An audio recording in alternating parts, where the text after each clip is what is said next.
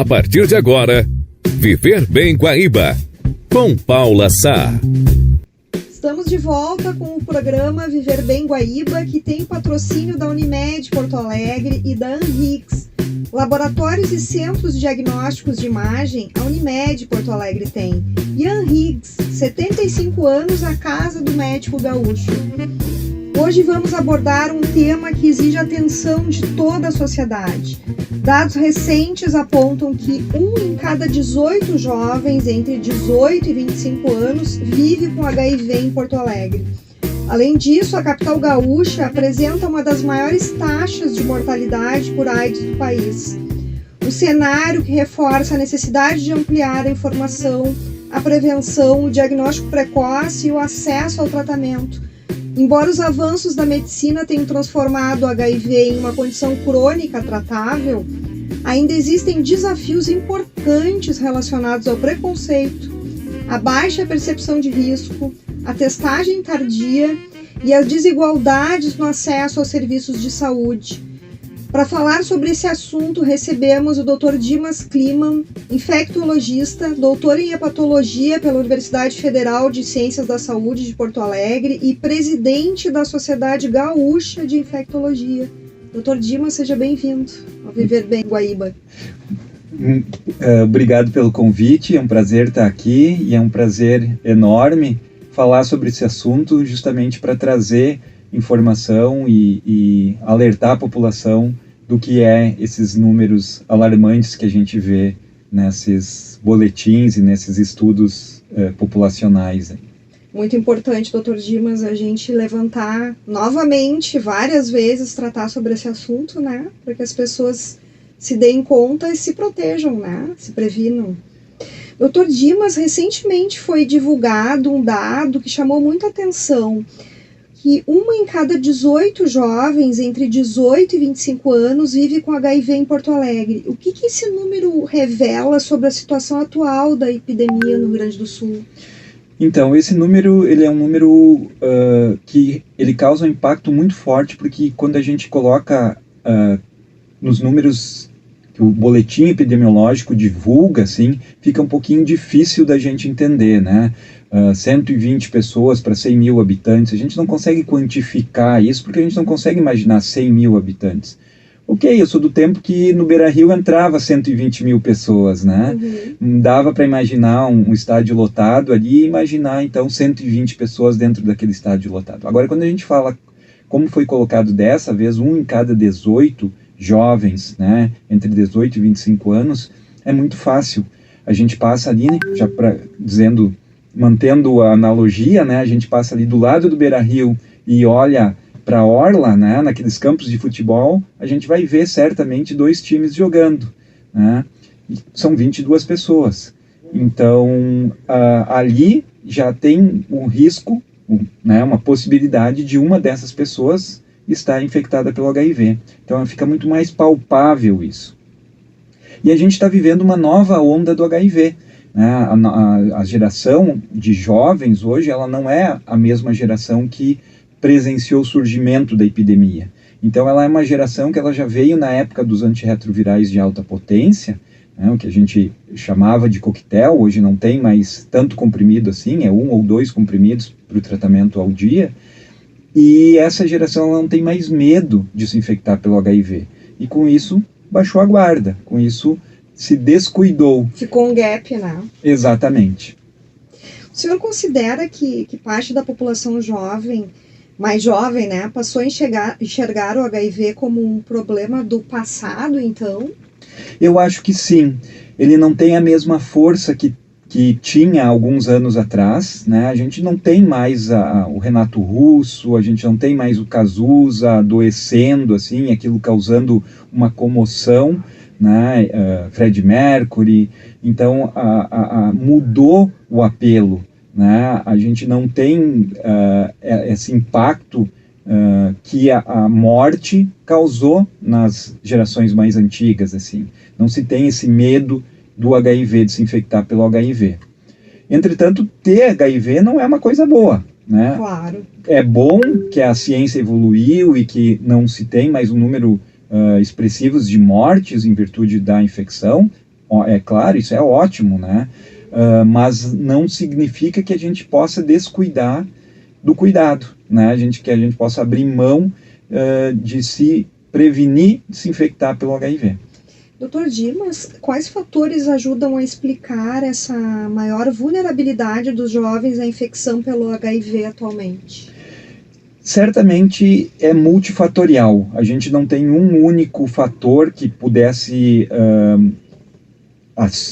agir sobre ele exclusivamente e isso fizesse um grande impacto na epidemia. São vários fatores que acontecem ao mesmo tempo. Por exemplo, a gente sabe que hoje, em média, 1 em cada 4 jovens usa preservativo na relação sexual. E quando a gente vai para a primeira relação sexual, né, que é quem está entrando na vida sexual, a gente tem 1 em cada 3 jovens. Ou seja, é muito pouca gente. Exato. A gente deveria ter 100%, ou claro, 100% em medicina é muito difícil, mas assim, 95% das pessoas usando preservativo. A medicina também passou a ver isso e a agir sobre isso. Então a gente criou outros métodos que não exclusivamente o preservativo, né? Então existem outras formas de se prevenir do HIV que não exclusivamente o uso da camisinha masculina ou feminina. E talvez o maior impacto que a gente tenha tido é justamente as medicações, né? A PrEP, que são as medicações para prevenção da transmissão do HIV. Hoje, inclusive, a gente já dispõe de PrEP injetável, né? E também do tratamento das pessoas que estão com HIV, né? A gente sabe que quem está com carga viral indetectável, que é o primeiro objetivo do tratamento antirretroviral, deixar aquela pessoa com uma viremia não detectável, né? E essa pessoa ela não transmite mais o HIV, né? Então, com isso, contribui para que a epidemia cesse. Para ser dar uma segurança, né? Dr. Dimas, apesar de todos os avanços científicos, Porto Alegre ainda representa uma das maiores taxas de mortalidade por AIDS do Brasil. A que se deve esse dado? Então, Porto Alegre ela está entre 2 mundos, né? Ao mesmo tempo que as grandes pesquisas de AIDS publicadas nos últimos 10, 15 anos, elas sempre tiveram a participação de Porto Alegre, a gente sempre teve à frente das ciências, pesquisas, né, premiadas internacionalmente, assim, com grande distinção, que realmente mudaram os conceitos que a gente tem no tratamento do HIV, elas foram realizadas com a participação de Porto Alegre, de pesquisadores de Porto Alegre. Mas, ao mesmo tempo, a gente tem um cenário que lhe coloca a capital do Rio Grande do Sul, talvez entre os 10 locais do mundo com os piores indicadores de AIDS, né? Seja pelo número de pessoas infectadas, seja pela mortalidade, seja pelo diagnóstico tardio. Então, isso tudo, existem os determinantes sociais, né, que agem, e ele está relacionado também à nossa iniquidade econômica, né? Então, alguns bolsões mais pobres, mais periféricos, eles vão ter números que vão contribuir de uma forma maior nesse cenário de mortalidade, de diagnóstico precoce. Então a gente não pode imaginar que agir na epidemia de HIV seja exclusivamente dar remédio, né? A gente precisa mudar a vida das pessoas. E às vezes o Rio Grande do Sul, isso não é culpa do governador, ou culpa, né, Porto Alegre não é culpa do prefeito, a gente vem num cenário de 10, 20 anos aí de empobrecimento, né? O Estado caminha de mal a pior, né? Eu morei em Santa Catarina na minha infância e, nossa, não tinha como comparar o Rio Grande do Sul com Santa Catarina. A gente era muito melhor. Educação, segurança, né, a indústria, a agricultura. Hoje a gangorra virou, né? Então, isso também reflete na nossa saúde. A gente precisa de um Estado equilibrado, a gente precisa de bons indicadores econômicos para poder melhorar a população, né? E com isso, um dos indicadores da população não vai ser só a educação que vai melhorar, não vai ser só a economia que vai melhorar a saúde também. Então esse talvez seja o aspecto mais difícil da gente atuar, né? Mas além disso, existem outros fatores que a gente está muito atento e que sim, cabe a cada pessoa se proteger ou fazer a sua parte, né? Claro. Essa questão de conscientização também nas próprias escolas também, né? As entidades civis. Exatamente. Hoje a ciência, ela fechou um círculo com relação ao HIV. Uma pessoa, ela é 100% capaz de se proteger do HIV sem depender de ninguém. Essa é uma opção individual. O HIV só vai infectar aquela pessoa se ela permitir, né? Hoje a gente tem recursos pelo SUS suficientes para que qualquer pessoa, em qualquer profissão, e aí eu incluo profissionais dos sexos, homens que fazem sexo com homens, que são populações ditas mais vulneráveis, né, com maior risco de exposição ao HIV, claro, que elas se protejam da infecção pelo HIV. Isso, a gente já tem esses recursos. Então, as pessoas que estão nos ouvindo, elas têm essa chance de buscar isso, buscar esse recurso, né, e fazer o seu tratamento, entre aspas, assim, porque na verdade é uma prevenção, né, para evitar esse cenário. Um outro aspecto muito importante é a questão da testagem frequente, né? Então a gente tem trabalhado dentro das sociedades médicas do Rio Grande do Sul, em parceria com a ANHIGS, de que o anti-HIV ele passe a fazer parte dos exames de rotina das pessoas, né? Porque ele é uma condição, as pessoas às vezes me perguntam, quem deve fazer o exame? Todo mundo.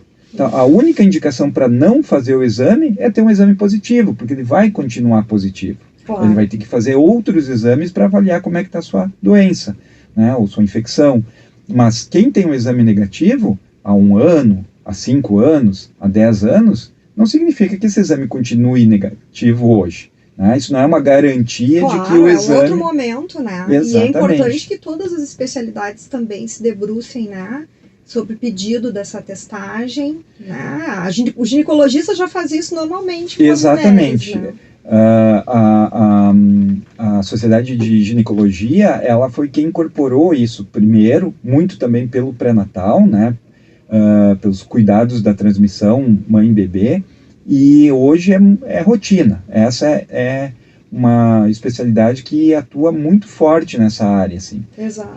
Mas existem diversas outras especialidades, né? Endocrinologia, medicina interna, cardiologia, urologia. Prócto. Exato. Que às vezes a pessoa está ali, né? E acaba sendo negligenciado essa possibilidade, então, de fazer um diagnóstico precoce e mudar a saúde dessa pessoa. Com certeza. Ter HIV não é uma notícia boa, mas a pior notícia é ter HIV e não saber que está infectado. Doutor Dimas, muitas pessoas acreditam que o HIV afeta apenas determinados grupos, como a gente havia comentado, né? Esse pensamento ainda contribui para o aumento dos casos, até entre idosos, para trazer dados também? Certamente. Esse é um dos grandes problemas que a gente tem no enfrentamento da epidemia, porque ela veio com diversas ondas, diversos momentos, e lá no início essa epidemia ela afetava enormemente grupos populacionais, mas a epidemia se espalhou em todas as classes sociais, em todos os segmentos da população, e hoje eu poderia passar 2 ou 3 programas aqui só te contando histórias de pacientes que justamente a gente não tem como dizer que eles pertencem a algum grupo de risco, né? Por exemplo, adolescente, branca, de classe média alta, estudante universitária de universidade federal, se infecta na primeira relação sexual de um namorado não testado. Claro. Né? Então, meninas, antes de ter a primeira relação sexual, que pegaram da mãe e que vão descobrir só na adolescência, porque eram progressoras lentas. Meninas, meninos também, a gente tem situações assim. Pessoas que às vezes não pegaram por via sexual, né? Pegaram por algum procedimento. Hoje é muito raro isso, mas eventualmente acontece, né? Existem diversas barreiras de proteção, mas não são perfeitas, né? Então é muito infrequente, mas também acontece. E aí a gente fica julgando as pessoas, né? E acreditando que o problema é dos outros. Não, joga pedra na Jani, né? E a gente esquece de se proteger. E aí, quando a pessoa é diagnosticada com HIV, ela cai a casa, né? Exato. Porque justamente ela precisa se colocar naqueles grupos que ela sempre criticou. Ela passa a pertencer àquele grupo que ela sempre criticou, e aí ela não consegue ter uma maturidade emocional para aceitar que ela sempre esteve em risco.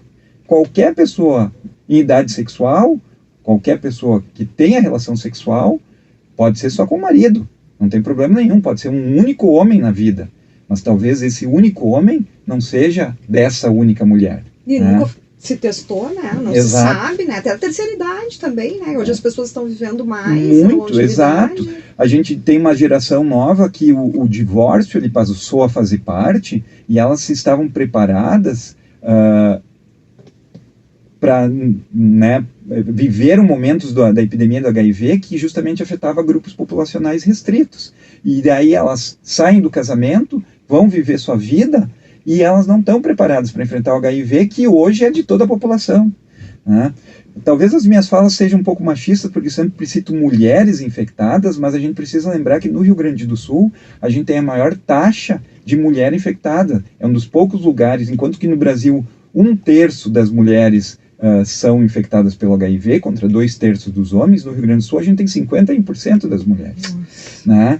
Então a minha fala não é machista, pelo contrário, talvez ela seja feminista, porque justamente é isso.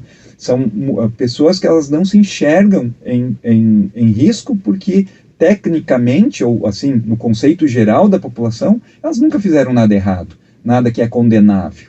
Né? Então elas aceitam outra pessoa na vida delas e acham que não precisam usar preservativo. E acabam se infectando pelo HIV sem pensar que isso poderia ser possível. É uma situação dramática, né?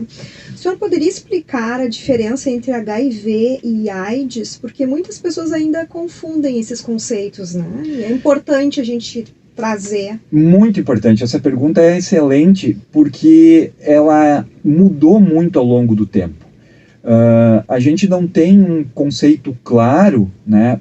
Basicamente, o HIV é o vírus, né, da imunodeficiência humana. E a AIDS é a doença causada por esse vírus. O problema é que quando passou a ser doença, lá atrás era de um jeito, com todos os estigmas que a doença causava, uma pessoa emagrecida, né, uma pessoa, às vezes, caquética mesmo, né, uma pessoa que a gente olhava e dizia, essa pessoa é um aidético, né, um termo extremamente pejorativo que na época se utilizava. Exato. E hoje, depois veio o coquetel, né, o tratamento antirretroviral de alta potência, e a gente passou a usar a medicação só para as pessoas que estavam doentes. Só que desde 2010, a gente viu que toda pessoa com HIV se beneficia de ser tratado. E o tratamento antirretroviral evoluiu enormemente. Hoje a gente trata uma pessoa que descobre HIV com 2 comprimidos ao dia. Né? Muito fácil de tratar, mais fácil de tratar do que diabetes. E a gente não sabe dizer se essa pessoa está doente ou se ela está infectada. Né? Existem critérios bem definidos para dizer o que é uma doença, mas essa pessoa que está assintomática, ela também usa remédio. Né? Então essa discussão ela é não só médica, não só laboratorial, mas ela é uma discussão também semântica, né? Do que é estar doente. Claro que existem casos bem, né? Existe o preto, existe o branco, mas no meio disso tudo existem 50 tons de cinza. Né? Então a gente tem mais uma área cinzenta, né? De que não fica bem definido se essa pessoa tem a doença ou tem o vírus, e aí às vezes quando o paciente me pergunta isso no consultório, eu costumo rebater, tu escolhe, né? Porque não tem como dizer, garantir, essa pessoa só tem infecção pelo HIV, essa pessoa só tem, ou essa pessoa sim tem AIDS. Né? Alguns casos são extremos, mas outros casos eles ficam no meio do caminho. Então a gente costuma trabalhar muito mais com a infecção pelo HIV, né? Porque a AIDS ela ainda estigmatiza bastante. Mas, claro, a mortalidade ela só acontece por AIDS. Né? Quem morre, morre de AIDS. Né? Então, por isso do tratamento precoce, para evitar a progressão para a doença. Por isso que é tão importante a gente frisar aqui a questão do teste, né? Tem que se fazer um teste rápido. Exatamente. Hoje, para fazer de novo esse paralelo, então, com os diversos momentos da epidemia, há 10, 15 anos atrás, a gente tinha o centro de testagem e aconselhamento. Então, a pessoa ia lá, ela recebia uma orientação, aí ela concordava em tirar o sangue e depois ela voltava 15, 20, 30 dias depois para pegar o resultado. Hoje a gente vai numa farmácia, pega um autoteste, passa na boca e em 30 minutos tem o resultado. Ou um teste feito pelo dedo, que também pode ser feito em casa, né? Sem nenhuma assistência de um profissional. Do médico, exato. Do enfermeiro, né? Então mudou completamente. A epidemia mudou e a gente não tem mais necessidade de um aconselhamento, porque a doença também não é mortal, né? Mas, ao mesmo tempo, a gente deixou de testar com tanta frequência quanto necessário. Se a gente for fazer paralelo com o Covid, por exemplo, né, a gente testava pessoas para elas irem para o trabalho, para elas irem para o teatro, jogo de futebol. Existiam protocolos mirabolantes, assim, né, para que a gente pudesse voltar às nossas atividades com segurança. Então eram feitos testagens frequentes. Exatamente. Né? E no HIV parece que o mesmo conceito ele não é utilizado. E isso me causa uma indignação extrema. Por que a gente não usa esse conceito para HIV? Então toda pessoa deveria no mínimo fazer um teste uma vez por ano. Algumas pessoas com uma exposição mais frequente, talvez esse teste devesse ser feito a cada 3 meses, a cada 6 meses. E toda vez que for necessário. Por quê? Porque hoje a gente sabe que o tratamento imediato, logo após a infecção, nos primeiros dias de infecção, ele muda completamente o curso da doença. Isso se chama tratamento de infecção aguda. Inclusive aqui em Porto Alegre, como eu citei antes, existem grupos fazendo pesquisas de infecção aguda, que já tendem a chamar isso de cura, né? Então a gente tem a possibilidade daquela pessoa que teve uma exposição recente, 1, 2 dias, tem algum sintoma, que ele é um sintoma muito parecido com uma gripe, de uma infecção aguda, né? Febre, calafrio, dor de garganta, às vezes é mais brando realmente, assim, é só uma dor de garganta, ou alguma uma alergia na pele, né? Então essa pessoa se testa, e aí é importante saber que precisa ser o teste de sangue, não o teste rápido. Só o teste de sangue que vai detectar a infecção aguda, a infecção que aconteceu nos últimos 7 dias. E nesse caso, essa pessoa ela pode procurar, né, no caso aqui em Porto Alegre, o grupo que trabalha com essa pesquisa de cura do HIV é o IPARGS, né, é um grupo ligado ao Hospital Conceição, fica ali do lado do shopping Bourbon, né, e esse grupo ele tem, então, protocolos de pesquisa aberto para tratar da infecção aguda com essa possibilidade de cura, né? Mas independente disso, se a pessoa estiver distante de Porto Alegre, estiver lá em Uruguaiana, lá em Itaqui, né, e ela descobrir uma infecção aguda, ela precisa começar o tratamento imediatamente também, porque isso vai mudar a história da infecção pelo HIV na vida dela. Exatamente. Da doença, né? Exatamente. E foi importante a senhora colocar a questão dos sintomas, né? Porque às vezes a pessoa acha que estou resfriada, estou gripada, quer dizer, seria uma repetição desses sintomas? Isso. Todas as doenças infecciosas elas são muito pouco criativas, né, em termos de sintomas. Então é basicamente isso. E os sintomas nem sempre eles vão completar o álbum completo de sintomas, né? Claro. A gente vai ter alguns sintomas presentes, às vezes mais, às vezes menos, mas o rash cutâneo, né, essa vermelhidão da pele que parece uma alergia, são as linfadenopatias, as ínguas, né, principalmente na região cervical, em volta da garganta, a dor de garganta, essa é bem presente, né, febre, eventualmente a gente tem, então são sintomas, às vezes tem cefaleia, né, esse já é menos frequente, mas ela confunde muito, e a pior coisa que faz as pessoas negligenciarem isso é porque esses sintomas são autolimitados. Ou seja, a pessoa pegou HIV e ela vai apostar para ver o que acontece. E ela vai se dar bem, porque dentro de 7 dias, 10 dias, 15 dias, dependendo da carga viral com que ela foi infectada, esses sintomas desaparecem. E ela disse, fiquei bem. enquanto que, na verdade, se ela tivesse sido testada lá no início, provavelmente, ou né, ela poderia, então, iniciar com o tratamento e evitar que o vírus se espalhe pelo corpo. Então, ela vai ter uma infecção muito mais branda do que é a infecção habitual, que depois ali dos 30 dias, ela vira uma infecção crônica, e aí é uma doença, né, como tu falaste lá atrás, é uma doença completamente diferente. Então, o tratamento nos primeiros dias, logo após a infecção, é vital.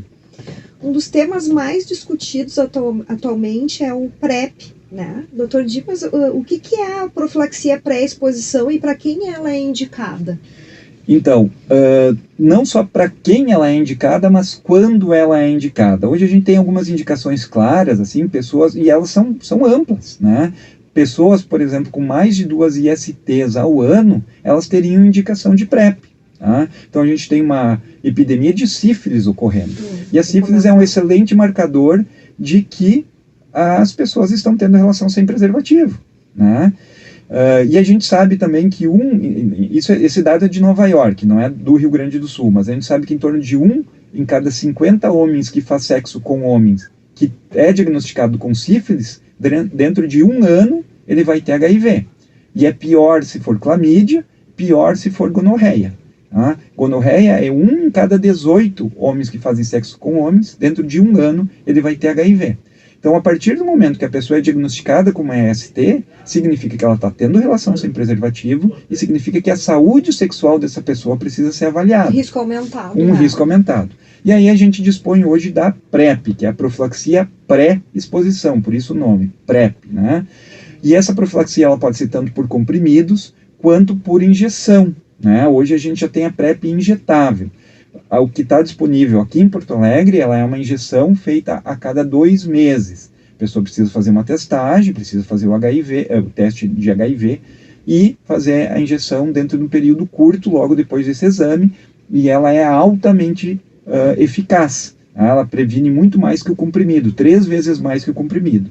Então, pessoas com uma exposição maior, com um risco maior de adquirir o HIV, elas teriam muita indicação. Por exemplo, pessoas com alto risco, assim, profissionais do sexo, né, homens que fazem sexo com homens, mas às vezes a gente tem um pessoal que não se vê, como eu falei antes, em risco. Às vezes é um casal soro-discordante. Das pessoas do casal, independente de qual seja homem com homem, mulher com mulher, homem com mulher, um deles tem HIV, o outro não. E às vezes a mulher está grávida. E o risco de adquirir o HIV durante a gestação aumenta muito a chance de passar para o bebê. Então, é um momento que essa mulher precisa estar muito prevenida da transmissão, né, do HIV. E existem outras situações assim também que se preconiza o uso da PrEP, tanto injetável quanto PrEP oral.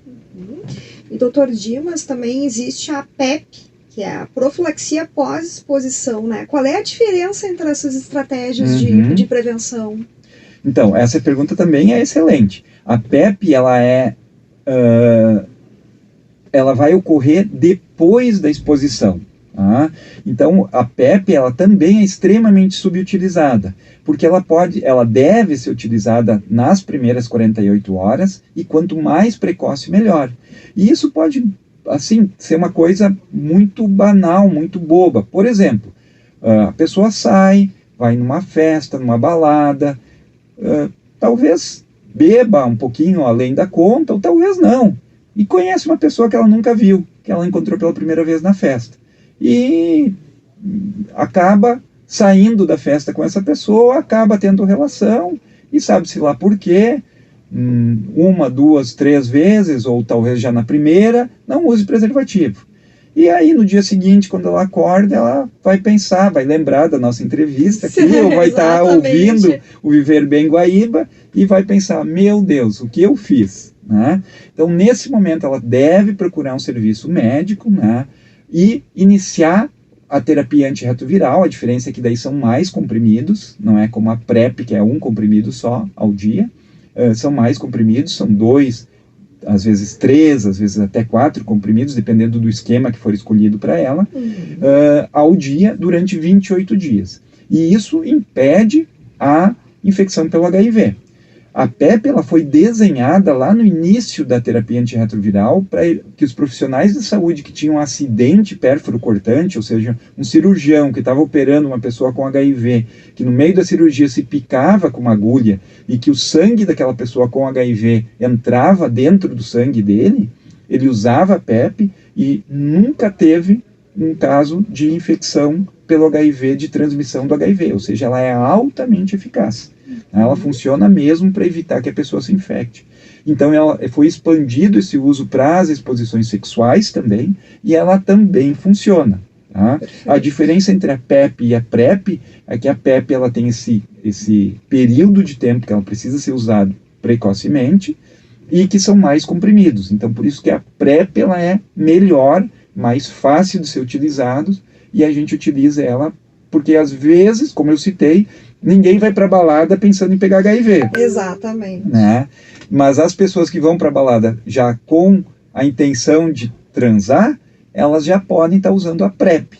E se acontecer, se elas vão sem essa intenção, mas acontece, elas vão usar a PEP. E tem o uso combinado também, né? Pode.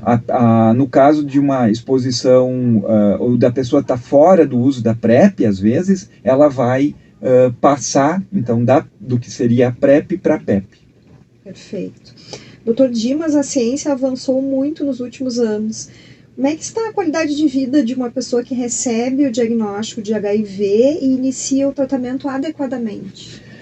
Essa pergunta também é excelente porque ela reflete o estado atual do que é uma pessoa vivendo com HIV. Né? A gente tem recomendações bem recentes de que, por exemplo, da Associação Americana de Cardiologia, do Grupo Europeu de AIDS, várias instituições estão recomendando que as pessoas com HIV, acima de 40 anos, elas comecem a usar remédio para o colesterol. Porque hoje as pessoas com HIV, elas não morrem mais de AIDS. Né? Desde que façam seu tratamento regularmente, desde que descubram a infecção e façam seu tratamento regularmente, elas vão ter uma qualidade de vida e uma expectativa de vida idêntica a uma pessoa sem HIV. E eu digo mais, eu ouso dizer mais, às vezes essas pessoas vivem até melhor do que as pessoas sem HIV, né? Porque o HIV leva elas no médico e elas começam a descobrir coisas. Por exemplo, é muito frequente a gente ter pessoas com HIV que param de fumar, porque elas sabem que elas estão em risco justamente dessas doenças cardiovasculares e elas querem eliminar o que talvez seja o pior fator de risco para elas terem um derrame, para elas terem um infarto, né? E elas param de fumar. Enquanto que uma pessoa sem HIV é muito mais difícil da gente convencer de parar de fumar. Né? A gente tem uma disciplina, né? Exato. Então, a qualidade de vida dessas pessoas é idêntica a uma pessoa sem HIV.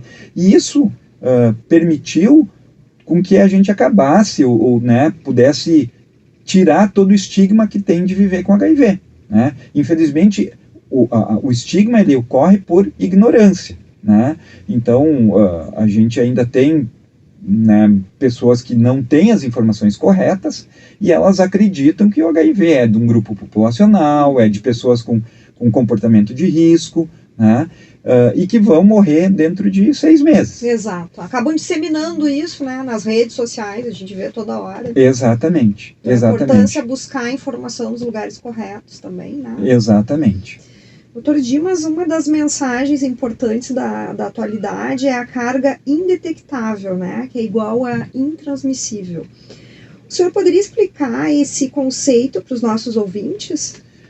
Então, esse conceito ele não é novo, ele foi pela primeira vez publicado, né, apresentado assim, nos congressos médicos em 2010, quando um estudo que também foi conduzido aqui em Porto Alegre, o grupo daqui fez parte, ele mostrou que as pessoas que tratam HIV, elas têm um risco de transmissão muito baixo, próximo de 0. Tá? Claro, tratam e ficam com carga viral indetectável. Né? Então isso mudou a história do HIV, porque passou a indicar tratamento para todo mundo, como uma forma de parar a epidemia. Né? Porque a pessoa que descobre HIV, toma remédio, ela não vai mais passar HIV para outras pessoas. Tá? Então isso é uma coisa que a gente descobriu e que a gente ainda tem uma certa dificuldade de implementar.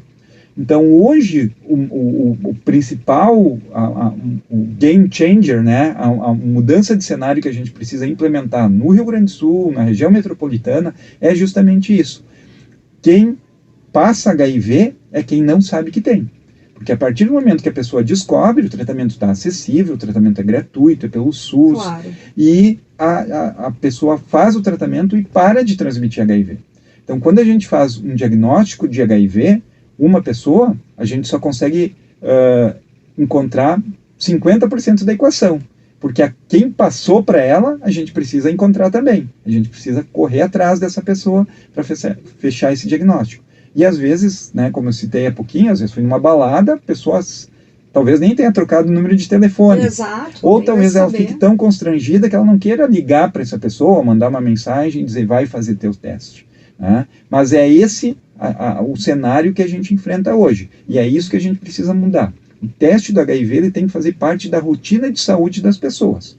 Toda pessoa tem que saber qual o resultado do seu teste de HIV e quando ela fez pela última vez. Claro. Né? Isso é fundamental para que essa pessoa garanta que ela tenha saúde e que ela não vai fazer parte das estatísticas de Porto Alegre ou da região metropolitana de ter 4 vezes mais mortalidade do que o resto do Brasil. Isso é inadmissível, né? Quer dizer, é um check-up, até da pessoa lembrar, né? Esse paciente vai lá consultar, olha, gostaria de testar. Exato. Né? De fazer um exame, pedir também, não só esperar, né? Exato. Às vezes o profissional pede.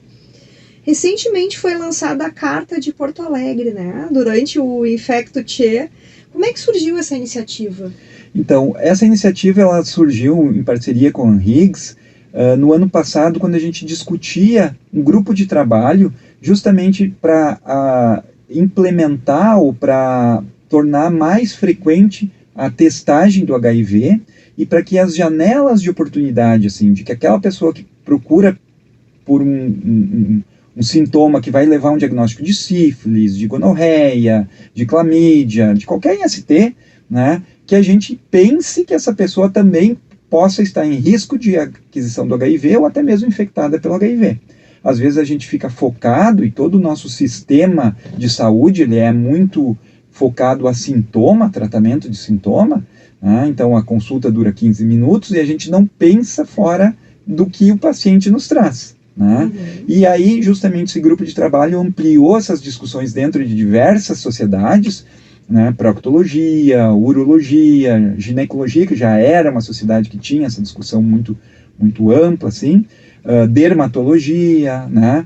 E a gente viu que não poderia ficar restrito somente ao âmbito médico. Então a gente chamou os gestores municipais e estaduais para essa conversa e chamou a sociedade civil.